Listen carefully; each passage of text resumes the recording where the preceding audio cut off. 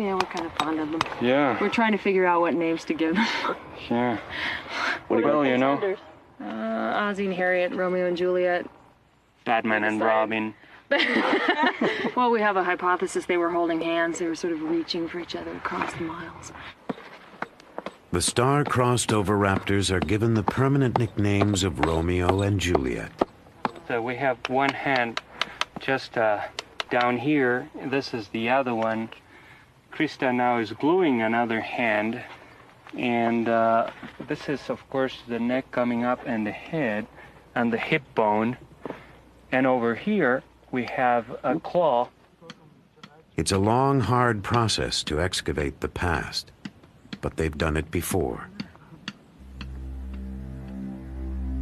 Over the last few years, they've uncovered a world of almost preposterous beings.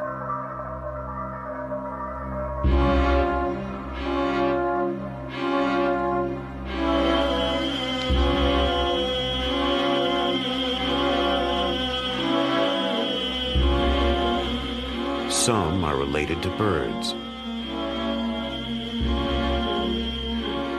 Others are even related to us. Our tiny ancestors, mammals that lived alongside the oviraptors. Most of these mammals were small, like early mice and shrews. But these insignificant creatures gradually evolved into all the mammals of our world.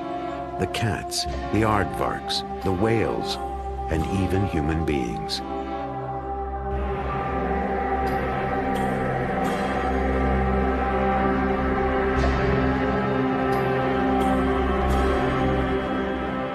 But sometimes evolution has to take a back seat to hygiene.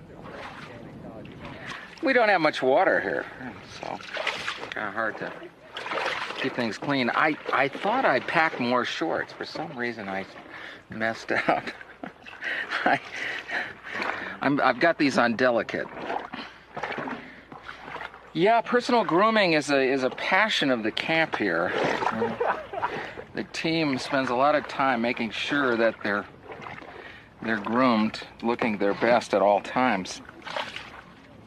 Because you never know, there may be some formal affairs in a nearby village that you might need to attend.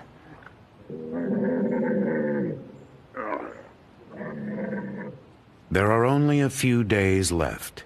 It's time for the second act of Romeo and Juliet. The oviraptors await a sheltering shroud of rags and plaster. They're now in the skillful hands of preparator Amy Davidson. I love skeletons. I actually never was that into dinosaurs as a kid, but I've always loved bones. And I have a background as a sculptor, and I've always admired the skeletons that we all have inside us as some of the most beautiful sculpture on Earth. And these fossil skeletons look almost as well preserved as yesterday's camel skeleton, but they're a dinosaur, you know. These fossils are forever.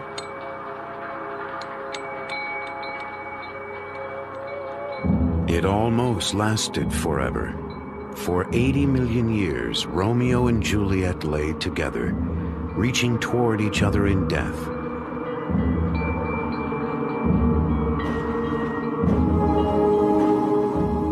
What were they like in life?